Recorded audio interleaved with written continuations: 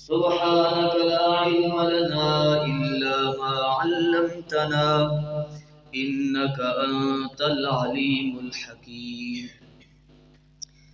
آپ نے گزشتہ دروس کے اندر یہ سماعت فرمایا کہ مشرکین مکہ توحید کے 2.5 درجوں کے قائل تھے، یعنی مشرکین مکہ اللہ تعالیٰ کو مانتے تھے کہ اللہ تعالیٰ جب سے تھا اس وقت اللہ کے برابر کوئی نہیں تھا، ایک وقت آئے گا جب یہ کائنات ختم ہو جائے گی، کچھ نہیں ہوگا تو اللہ ہوگا۔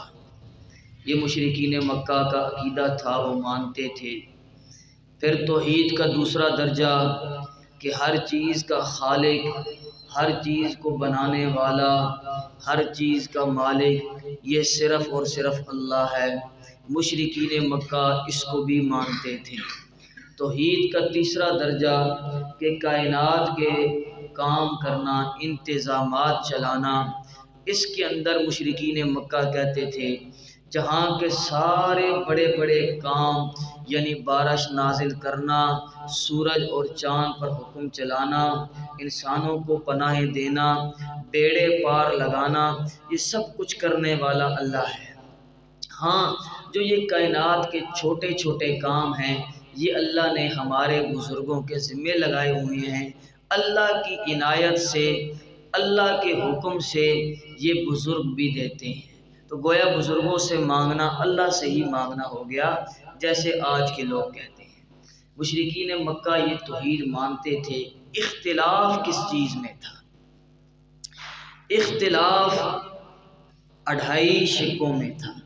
اختلاف یہ آپ ابھی پڑھیں گے کہ ایک ہے الوہیت اور دوسری ہے حاکمیت۔ لا الہ الا اللہ، اللہ کے علاوہ کوئی الہ نہیں، ایک تو یہ اختلافی شق، اور دوسرا لا حاکم الا اللہ، اللہ کے علاوہ کسی کا قانون نہیں چلے گا، قانون ساز، قانون بنانے والا اللہ کے علاوہ کوئی نہیں۔ یہ 2 اختلافی بڑی شقیں تھیں۔ پچھلے سال آپ نے جب مسئلہ الہ پڑھا تھا تو ہم نے صرف مسئلہ الہ کو حل کیا تھا کہ اللہ کے علاوہ الہ کوئی نہیں۔ جتنے بھی محققین ہیں ان کی 2 قسمیں ہیں۔ ایک قسم یہ کہتی ہے کہ یہ الہ کے تحت ہے، یعنی لا الہ الا اللہ کا معنی ہے کہ اللہ کے علاوہ حاکم کوئی نہیں، وہ اس حاکم کو، حاکمیت کو الوہیت کے تحت لے کے آتے ہیں۔ لیکن دوسرے جو محققین حضرات ہیں وہ کہتے ہیں نہیں، یہ جو حاکمیت ہے یہ بہت اہم توحید کی شق ہے، لہٰذا ہم اس کو الگ ذکر کریں گے۔ لہٰذا میں نے اس کتاب کے اندر بھی 2 الگ شقیں ذکر کی، الوہیت و حاکمیت۔ بلٹی ہو گئی ہے، انشاءاللہ کل پہنچ جائے گی۔ پہلے پٹھانوں کے ہاتھ چڑھی رہی، اب بلٹی والوں کے ہاتھ چڑھ گئی ہے، کل امید ہے کہ رات تک پہنچ جائے۔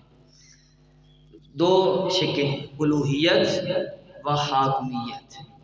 انشاءاللہ ہم اس کو بالترتیب حل کریں گے کہ حاکمیت کیا ہے۔ پہلے لا حاکم الا اللہ۔ مشرکین مکہ کو نبی کریم صلی اللہ علیہ وسلم کی یہ دعوت بڑی تکلیف دیتی تھی، اور یہود و نصارہ کو بھی۔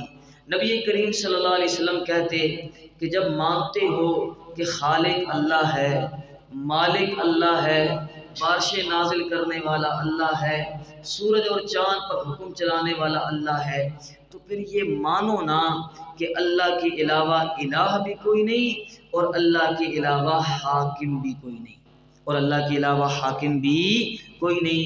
یہ جب بات ہوتی تو مشرکین مکہ بپھر جاتے۔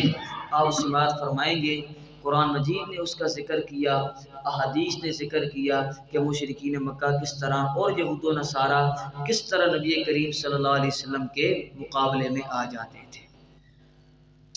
اب ایک اور اہم بات سماعت فرمائیں، حاکمیت 2 قسم پر ہے۔ حاکمیت کتنی قسم پر ہے؟ 2 قسم پر ہے۔ پہلی ہے حاکمیت تکوینی، ساتھ ساتھ بولیں گے، انشاءاللہ آسان ہے، آپ بولتے رہتے ہیں حل ہو جائے گا۔ پہلی ہے حاکمیت تکوینی۔ حاکمیت تکوینی، تکوینی کیا ہے؟ کن سے ہے، تکوینی کسے کہتے ہیں؟ کون سے؟ تکوینی امور جہاں کے کیا ہیں جو آپ نے سماعت فرمایا، یعنی خالق اللہ، مالک اللہ، رازق اللہ، سب کچھ کرنے والا اللہ، یہ ہے تکوینی امور۔ کسی کو مار دینا، کسی کو زندگی دینا، کسی کو جیل بھیج دینا، کسی کو رہائی دینا، قل اللہم مالک الملک تؤتی، یہ سارے اللہ تعالیٰ نے تکوینی امور ذکر کی ہے۔ اسے کیا کہتے ہیں؟ حاکمیت تکوینی۔ ایک دوسری حاکمیت ہے حاکمیت تشریعی، حاکمیت شریعت سے۔ پہلا تھا کون سے؟ دوسرا ہے شریعت سے۔ حاکمیت تشریعی یعنی انسانوں کے اندر قانون نافذ کرنا، انسانوں کے اندر احکام نازل کرنا، یہ حاکمیت دو قسم پر ہے۔ سمجھ آگے جتنی بات آپ کو؟ حاکمیت دو قسم پر ہے، حاکمیت تکوینی اور حاکمیت تشریعی۔ حاکمیت تکوینی یعنی خالق ہونا، مالک ہونا، رازق ہونا، سارے جہاں کے کام کرنا، اور حاکمیت تشریعی یعنی قانون نافذ کرنا، انسانوں کے اوپر ایک شریعت نازل کرنا۔ وہ جو آپ نے مشہور واقعہ سماعت فرمایا، جو قرآن کے درس میں بیٹھے رہتے ہیں ان کو پتہ چل جائے گا کہ حضرت خضر علیہ السلام اور حضرت موسیٰ علیہ السلام کا مکالمہ اور مقابلہ، کہ جب خضر علیہ السلام نے 3 کام ایسے کیے جو شریعت کی روح سے جائز نہیں تھے۔ ایک بچے کو قتل کر دیا، جن کشتی والوں نے مفت بٹھایا اس کشتی کا پھٹا پھاڑ دیا، جس بستی والوں نے کھانا نہیں دیا وہاں دیوار کھڑی کر دی۔ اب یہ تینوں کام شریعت کے مطابق صحیح نہیں بنتے، کیونکہ شریعت ظاہری قوانین دیکھتی ہے۔ ایک ناحق آدمی کو قتل کر دیا، جنہوں نے مفت بٹھایا اس کشتی کا پھٹا توڑ دیا۔ حضرت خضر علیہ السلام کہہ رہے ہیں نہیں، اللہ نے مجھے تکوینی امور کا علم دیا ہے، میں اس معاملے کے پیچھے کی حکمت جانتا ہوں، اس معاملے کے پیچھے کی۔ اگر میں یہ کشتی کا پھٹا نہیں پھاڑوں گا تو آگے وہ جو بادشاہ ہے وہ نئی کشتیاں لے لیتا ہے، ان کی کشتی لوٹی جائے گی۔ یہ ہے حاکمیت تکوینی، یعنی اللہ تعالیٰ کو آنے والے تمام احوال کا علم ہے اور گزرے ہوئے تمام احوال کا علم ہے، یہ حاکمیت تکوینی۔ اور تشریعی کیا ہے؟ کہ جو انسانوں کے اوپر اللہ تعالیٰ اپنے علم کے مطابق اور اپنی قدرت کے مطابق قوانین نازل فرماتے ہیں، کتابوں کی صورت میں، صحیفوں کی صورت میں، انبیاء کے اوپر آنے والی شریعت کی صورت میں۔ سمجھ گئے ہیں جی اتنی بات؟ اچھا، اب اسلام کا دعویٰ یہ ہے، نبی کریم صلی اللہ علیہ وسلم کی دعوت کا مرکز یہ ہے کہ جب حاکمیت تکوینی صرف اور صرف اللہ کے لیے ہے تو پھر حاکمیت تشریعی بھی اللہ کے لیے ہے۔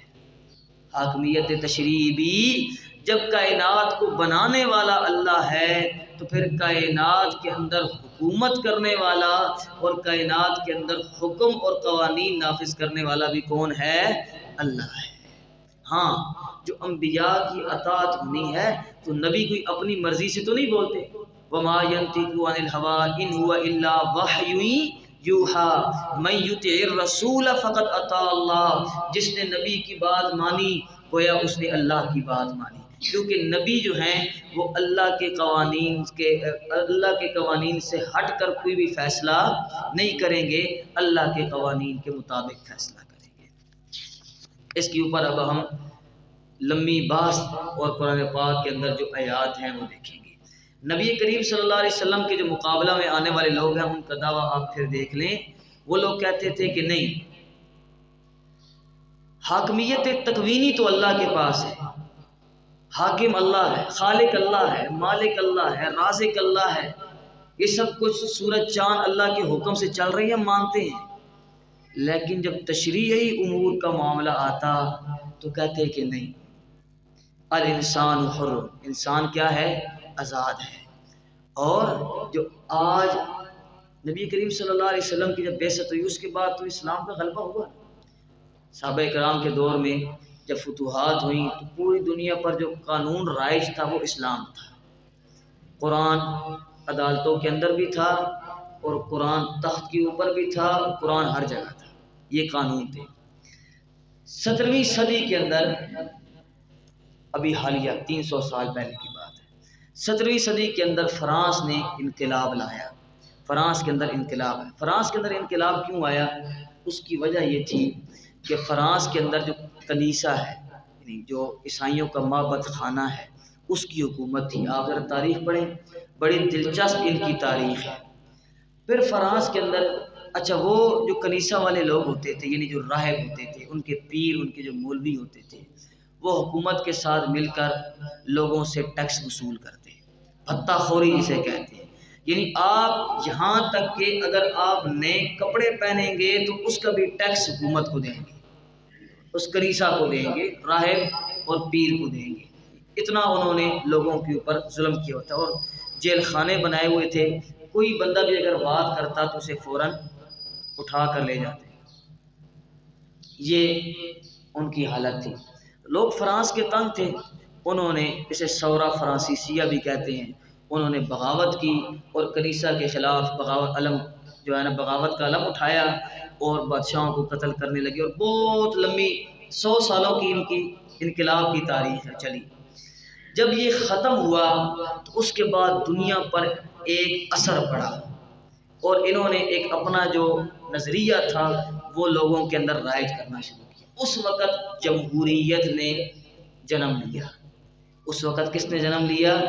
جمہوریت نے جنم لیا۔ اور اس باقی نظام تو ساتھ ساتھ چلتے آ رہے ہیں نا، سیکولرزم ہے اور یہ لبرلزم، یہ وغیرہ وغیرہ، یہ قوانین چلتے آ رہے تھے، لیکن جو ان کو قانونی شکل ملی وہ 17ویں صدی کے اندر، 17ویں صدی کے آخر اور 18ویں صدی کے اندر فرانس نے جمہوری نظام کو رائج کیا۔ جب جمہوری نظام رائج ہوا تو انہوں نے کچھ فلسفے بنائے جو آج آپ کو گلی محلوں کے اندر ہر انسان کی زبان پر نظر آتے ہیں۔ یہ ان کا اثر ہے جو آج انہوں نے اسلامی ممالک کے اندر چھوڑا ہوا ہے۔ اس کے اندر بڑا فلسفہ یہ تھا کہ او تو مال قیصر مال قیصر وما للہ للہ، جو بادشاہ کا حق ہے وہ بادشاہ کو ملے گا، جو اللہ کا ہے وہ اللہ کو ملے گا۔ یعنی اللہ کا جو حق ہے وہ کنیسہ یا مسجد کی 4 دیواری کے اندر ہے، بس نماز پڑھو، سجدے کرو، زکاتیں دو، صدقات دو، فطرانے دو، یہ بس اللہ کا حق ہے۔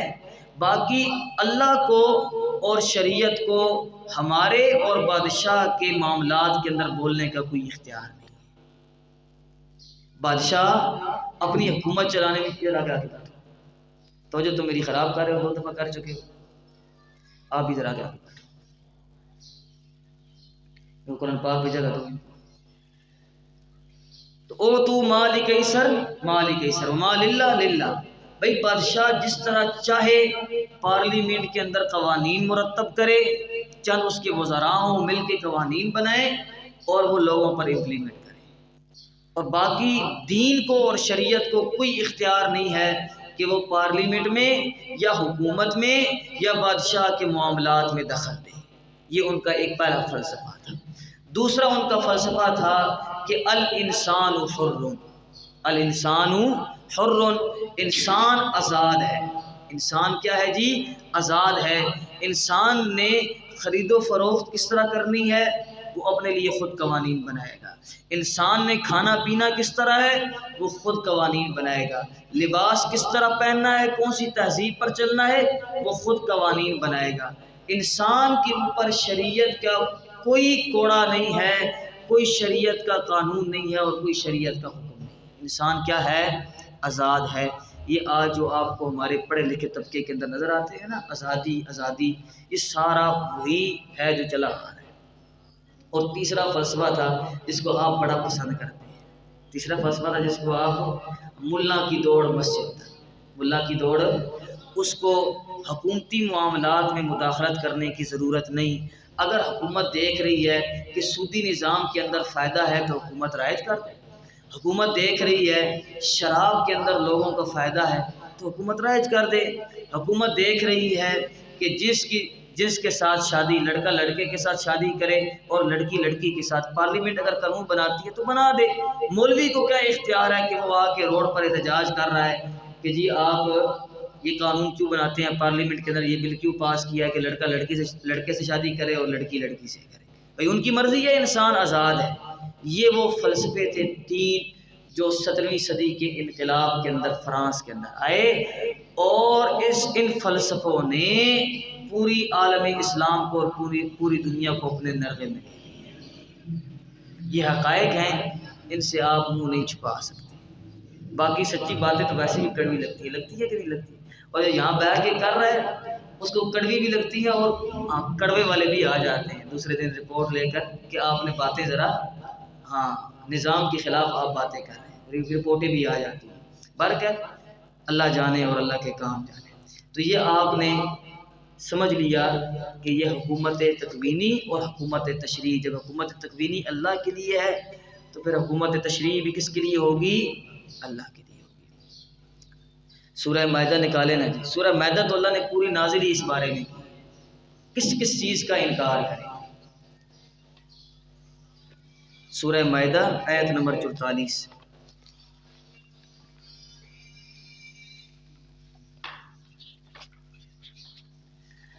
میری بات سنو، چھوٹے اور حافظ نہیں ہیں عمر، آپ حافظ ہونا، آپ ادھر ان 3 بزرگوں کے درمیان۔ شفیق صاحب تو ویسے نکال لیتے ہیں، ادھر بیٹھیں تاکہ آسانی ہو جائے۔ کیا نہیں ملا آپ کو؟ سورہ مائدہ کی آیت نمبر 44، یہ جی صفحہ نمبر 104 4 ہی صفحہ نمبر 104 کا بالکل آخر جی، آخر سے تیسری لائن دیکھ لیں، ویسے حوالہ جو ہے ہمارا وہ بالکل آخری لائن۔ یہاں سے نبی کریم صلی اللہ علیہ وسلم اور یہودیوں کا مقابلہ ذکر ہو رہا ہے کہ جو یہودی نبی علیہ السلام کو اور قرآن کو قانون نہیں مانتے تھے، یعنی جو منافق لوگ تھے۔ نبی آگے آپ انشاءاللہ پڑھیں گے، حضرت عمر رضی اللہ تعالیٰ عنہ نے جو منافق کی گردن اڑائی، وہ کس لیے اڑائی تھی؟ وہ نبی علیہ السلام کو قانونی اتھارٹی نہیں دے رہا تھا، وہ کہہ رہا تھا کعب بن اشرف ہمارا فیصلہ کرے گا۔ عمر نے کہا قانون ساز اللہ ہے اور قانون نافذ کرنا اللہ کا، وہ نبی علیہ السلام کی اتھارٹی ہے، یہ کون ہے جو؟ حضرت عمر نے اس کی گردن اڑا دی کہ اللہ کے قانون کے مقابلے میں کسی اور کو تو قانون مانے گا۔ یہ صحابہ اکرام کا رجحان تھا۔ اب آپ دیکھیں وَكَيْفَ يُحَكِّمُونَكَ، میرے محبوب صلی اللہ علیہ وسلم کیوں کر وہ آپ سے فیصلہ کروائیں گے، وَعِندَهُمُ التَّوْرَاةُ، حالانکہ ان کے پاس تورات موجود ہے، فِيهَا حُكْمُ اللَّهُ، اس کے اندر اللہ کا حکم موجود، اس کے اندر اللہ کے قوانین موجود۔ ثُمَّ يَتَوَلَّوْنَ مِن بَعْدِ ذَلِكَ، پھر وہ لوگ پھر گئے، من بعد ذالک، اس کو سمجھنے اور پڑھنے کے بعد، تورات کے نازل ہو جانے کے بعد، اللہ کے قوانین آ جانے کے بعد، انہوں نے تورات کے مطابق اپنے فیصلے نہیں کیے، تورات کو عدالتوں کے اندر نافذ نہیں کیا۔ آپ میرے محبوب صلی اللہ علیہ وسلم کیا کہتے ہیں کہ یہ قرآن کے اوپر آ جائیں گے، انہوں نے تورات نہیں مانی، قرآن کو دیکھا پھر مانیں گے۔ یہ ادنا سے اعلیٰ لگتا، جنہوں نے تورات نہیں مانی وہ قرآن مانیں گے۔ یہ میرے محبوب صلی اللہ علیہ وسلم آپ کی خام چلیں، یہ نہیں مانیں گے، یہ ضدی اور انادی ہیں۔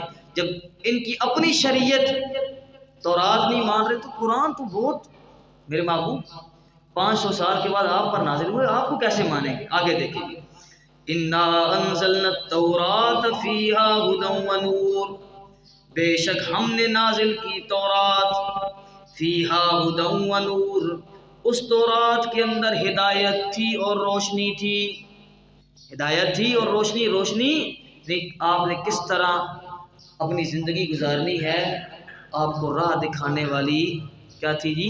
تورات تھی۔ اچھا، یحکم بہا النبیون، اس تورات کے مطابق فیصلے کرتے تھے نبی، اس تورات کے مطابق فیصلے کرتے تھے نبی، الذین اسلموا، وہ نبی جو فرما بردار تھے اور تابعدار تھے۔ فرما بردار کا معنی کیا ہوتا ہے؟ حکموں کو ماننے والا، تابعداری کرنے والا، وہ نبی جو اللہ کے حکموں کے تابعدار، اللہ کے قوانین کو ماننے والے، وہ اس تورات کے مطابق کیا کرتے؟ فیصلے کرتے۔ آگے دیکھ، للذین ہادوا، کن لوگوں کے لیے فیصلے کرتے؟ یہودیوں کے لیے فیصلے کرتے۔ یہودیوں سے کیا کہتے؟ بھائی بابا کوئی اور قانون نہیں چلے گا، قانون چلے گا تو تورات کا چلے گا۔ یہ انبیاء کی دعوت تھی۔ آگے دیکھیں، والربانیون، اور اللہ والے لوگ، ربانی رب والے، وہ پیر، وہ مولوی، اللہ والے مولوی، یہ بھی تورات کے مطابق فیصلے کرتے تھے۔ والاحبار، بڑے بڑے مولوی اور بڑے بڑے ان کے گدی نشین بھی اسی تورات کے مطابق فیصلے کرتے تھے۔ کیوں؟ بِمَسْتُحْفِظُوا مِنْ کتاب اللہ، کیونکہ وہ اللہ کی کتاب کی نگہباں بنائے گئے تھے۔ آج آپ کو ہر مسجد کے اندر یہ ملتا ہے نا، اِنَّا أَنزَلْنَا التَّوْرَاةَ فِيهَا اِنَّا نَحْنُ نَزَّلْنَا الذِّكْرَ وَإِنَّا لَهُ لَحَافِظُونَ، ہم اس قرآن کو نازل کرنے والے ہیں اور ہم اس قرآن کی کیا کریں گے؟ حفاظت کریں گے۔ حفاظت کے ذریعے کیا ہیں جی؟ علماء ہیں۔ حفاظت کے ذریعے کیا ہیں؟ یہ حفاظ ہیں۔ حفاظت کے ذریعے کیا ہے جی؟ یہ اللہ والے لوگ ہیں۔ اسی طرح تورات کی حفاظت بھی اللہ نے ان مولویوں کے ذمے لگائی تھی، ان پیروں کے ذمے لگائی تھی۔ لیکن کیا ہوا؟ چند علماء اور چند لوگ اللہ کے قوانین پر برقرار رہے، جن کا ذکر اللہ کے قرآن نے اس آیت کے اندر کیا، اور باقی سب نے کیا کیا؟ ان کا ذکر آگے آئے گا، اتخذوا احبارهم ورهبانهم اربابا من دون اللہ، اپنے مولویوں اور اپنے پیروں کو انہوں نے قانون ساز بنا لیا۔ یعنی وہ تورات کی حفاظت پر مامور تو ہوئے تھے، لیکن تورات کی حفاظت کی، اور آج ہم لوگ اللہ کی کتاب قرآن کی حفاظت پر مامور تو ہوئے تھے، لیکن اللہ کے قانون کے مطابق ہم نے فیصلے نہیں کیے اور نہ کرتے ہیں۔ اسی کو ڈاکٹر اسرار صاحب رحمہ اللہ کہتے تھے کہ ہم لوگ اجتماعی شرک کے اندر مبتلا ہیں۔ ہم لوگ کس کے اندر مبتلا ہیں؟ اجتماعی شرک کے اندر مبتلا ہیں۔ یہ اجتماعی شرک ہے، انفرادی نہیں، اجتماعی شرک ہے، حکومتی شرک ہے، جس کے اندر ہم لوگ مبتلا ہیں۔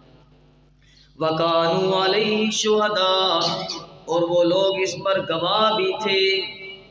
تورات ان کے سامنے نازل ہوئی تھی، یا ان کے اوپر ان کے پاس تورات کی سند تھی، ان کو پتہ تھا کہ یہ کتاب صحیح ہے، لیکن انہوں نے اس تورات کے مطابق فیصلے کیے۔ اور بعد کے آنے والے مولویوں نے کیا کیا؟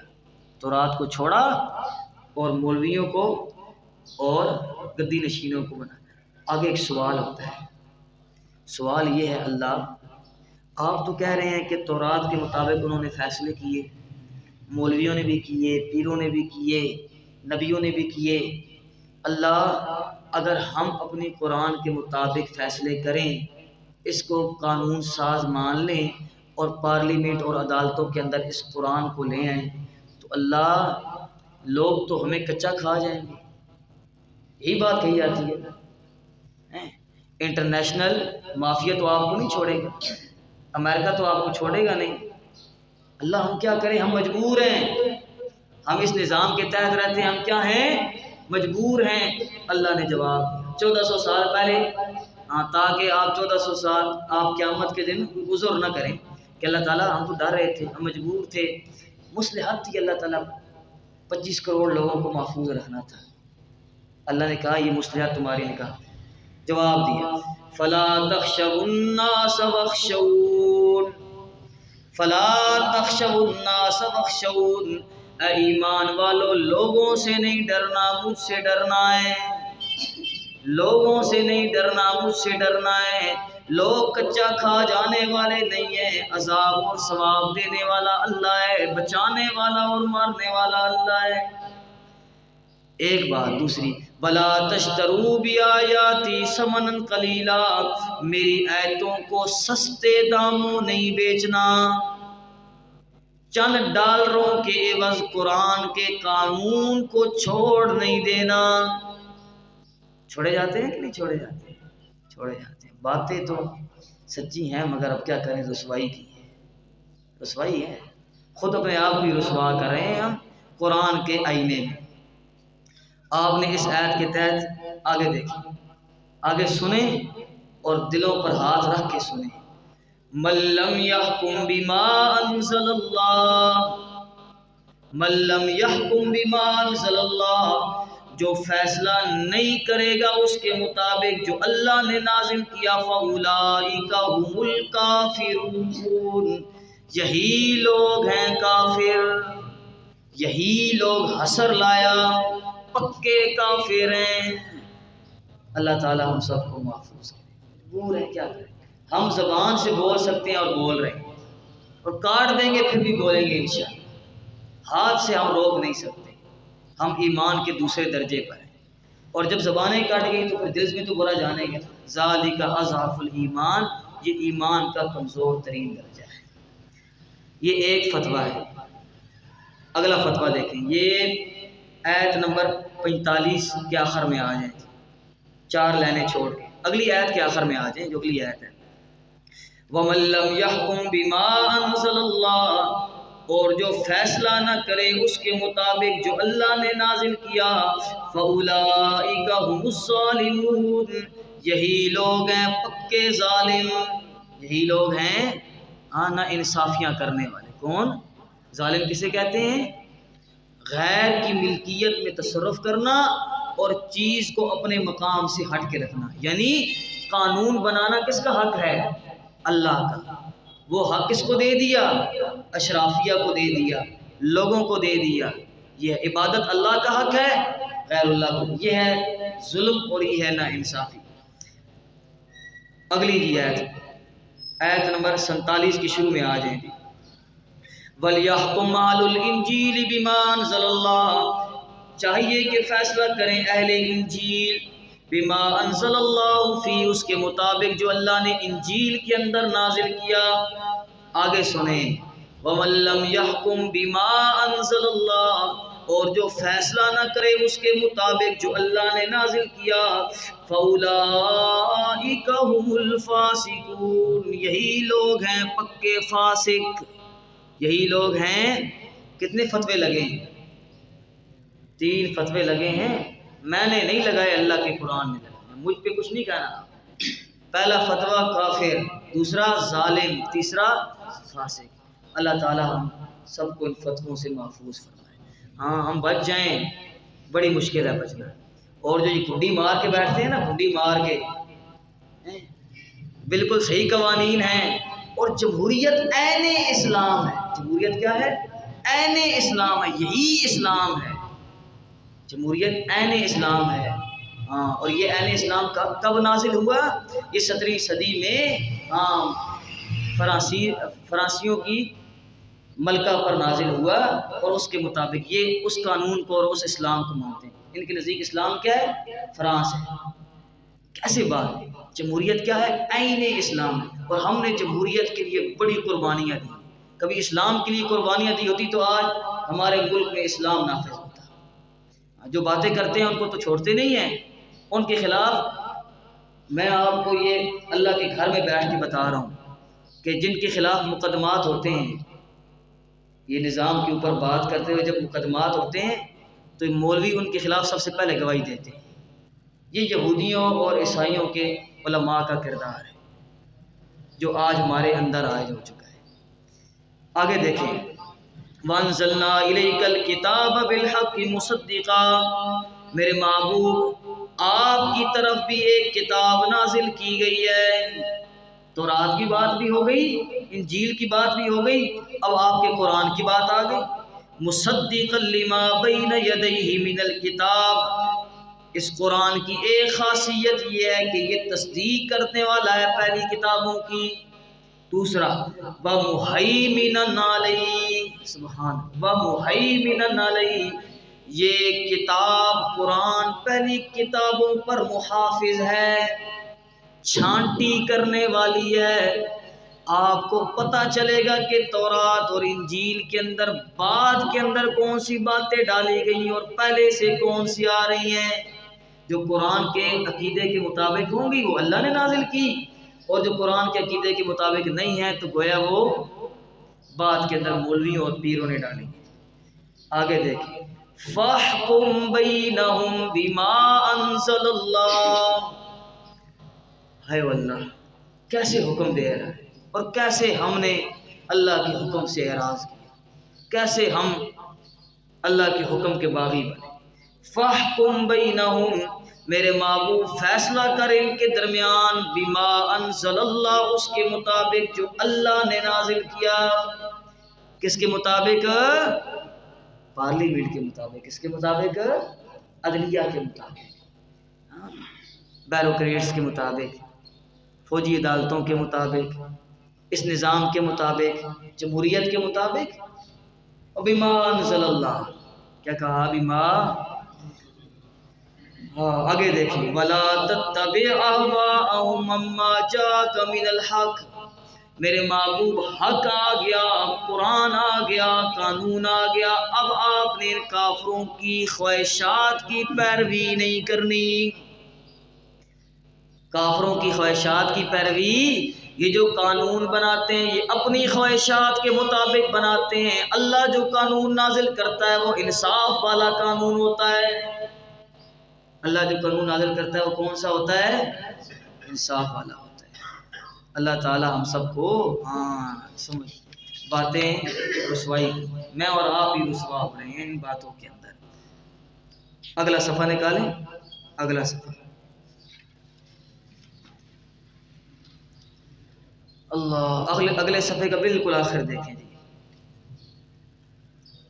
بالکل آخر سے شروع ہو رہی ہے۔ قل یا اہل الکتاب، میرے محبوب صلی اللہ علیہ وسلم فرما دیجئے، اے اہل کتاب، جن کو کتاب دی گئی، تورات اور انجیل، یہودیوں کو اور عیسائیوں کو، لستم علی شیء، لفظ دیکھیں، لستم علی شیء، تم کسی کھاتے میں بھی نہیں ہو۔ یہ صفحہ نمبر جی 108 ہے، 108 کا آخر، 108 کا بالکل آخر سے شروع ہوئی ہے، آخری لفظ سے آیت شروع ہوئی ہے۔ اب اگلے صفحے پہ چلی گئی ہے، لستم علی شیء، تم کسی کھاتے میں بھی نہیں ہو، تمہاری اللہ کے ہاں کوئی اوقات اور کوئی اہمیت نہیں ہے۔ لستم، کسی کھاتے میں ہو ہی نہیں، ہاں اپنی اہمیت چاہتے ہو تو سنو، حتیٰ تقیموا التوراۃ والانجیل، یہاں تک کہ تم قائم کرنے والے ہو جاؤ تورات کو اور انجیل کو۔ کیا کرنے والے ہو جاؤ؟ قائم۔ قائم کسے کہتے ہیں؟ کھڑا کرنا۔ عدالتوں کے اندر اس کے مطابق آپ فیصلے کرو، حکومتیں اس کے مطابق کھڑی کرو، تب تمہاری اہمیت ہے، ورنہ تمہاری کوئی حیثیت ہی نہیں ہے اللہ کے ہاں۔ آگے سنیں، وما انزل الیکم من ربکم، اور جو کچھ نازل کیا جا رہا ہے تمہاری طرف تمہارے رب کی جانب سے، اس کو قائم کرنے والے بن جاؤ۔ اللہ ساری اسلامی مملکتوں کو یہ کرنے کی توفیق عطا فرمائے۔ ہم ساری دنیا میں مغلوب ہیں، جب تک ہمارے پاس خلافت تھی، جب تک ہمارے پاس اسلامی نظام تھا، او سر اٹھا کے جیتے تھے، فخر سے جیتے تھے، کسی کی جرت نہیں تھی ہمارے نبی کے خاکے بناتا، کسی کی جرت نہیں تھی قرآن کی بے حرمتی کرتا۔ آج اپنا نظام چھوڑا، خلافت چھوڑی، قرآن کے مطابق فیصلے کرنا چھوڑے، او رسوا ہو گئے، رسوا ہو گئے ہیں۔ اپنی ایک عورت کو تم امریکہ کے قبضے سے آزاد نہیں کرا کے لا سکتے۔ اس سے بڑی بھی کوئی حماقت ہے؟ اس سے بڑی بھی کوئی حماقت ہے؟ اللہ، آگے دیکھیں جی، وَلَيَزِيدَنَّ كَثِيرًا مِّنْهُمْ مَا أُنزِلَ إِلَيْكَ مِن رَّبِّكَ، البتہ بڑھ جائیں گے ان میں سے لوگ، اکثر لوگ ان میں سے بڑھ جائیں گے، کس چیز میں؟ ما انزل الیک من ربک، جو آپ کی طرف نازل کیا گیا اس کو پڑھنے کے بعد، طغیانا و کفرا، سن رہے ہیں؟ طغیانا و کفرا، سرکشی کے اندر اور کفر کے اندر بڑھ جائیں گے۔ کیا ہے سرکشی اور کفر؟ وہ چھوڑو جی، انسان آزاد ہے، پارلیمنٹ فیصلہ کرے گی، قانون بنائے گی، قرآن تو 1400 سال پہلے آیا ہے۔ یہ کفر اور طغیانی کے اندر کیا ہو جائیں گے؟ بڑھ جائیں گے۔ فلا تاسا علی القوم الکافرین، میرا محبوب جو ایسے ہو جائیں یعنی قرآن سے پھر جائیں، ایسے لوگوں، یہ لوگ کافر ہیں اور ان پر غم نہ کیجئے میرے محبوب، ان کے اوپر غم کرنے کی ضرورت سمجھ آیا جی آپ کو؟ باتیں سخت ہیں کہ نہیں؟ میرے لیے دعا کرے میں بچ جاؤں، آپ کو تو سخت لگ رہی۔ ہاں یہ دعا ساتھ ساتھ کرتے رہنا، یہ نہ پھر کل سے مسئلہ علاج میں آپ کو ملوں ہی نہیں۔ اللہ تعالیٰ حفاظت فرمائے اور محفوظ فرمائے۔ انشاءاللہ ہم اس سے آگے کل سماعت فرمائیں گے، اور اس کے اوپر جو فہم سلف ہے وہ بھی انشاءاللہ کل جمعہ بھی پڑھایا ہے۔ اور ابھی مجھے ایسے لگ رہا ہے کہ جیسے میں آسمان کے اندر، وہ آپ نے اس دن حوالہ پڑھا تھا کہ مجلس کے اندر عبدالقادر شاہ جیلانی بیٹھے بیٹھے پھر قرۂ ہوا میں مشی فرماتے تھے۔ اب میں بھی قرۂ ہوا میں مشی کرنے لگا ہوں، میرا دماغ اس طرف گھوم رہا ہے۔ اللہ تعالیٰ عمل کرنے کی توفیق عطا فرمائے، اللہ تعالیٰ قبول فرمائے۔ اللہ تعالیٰ شریروں کے شر سے اور منافقین کے نفاق اور حاسدین کے حسد سے محفوظ فرمائے، اور سب کو حق گوئی اور حق سمجھنے کی توفیق عطا فرمائے۔ الحمدللہ رب العالمین۔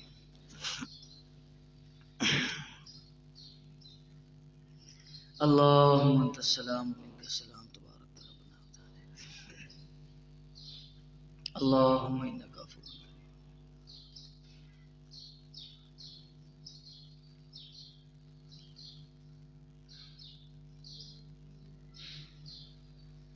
اللہم احفظنا من کل شر، اللہم احفظنا من کل شر۔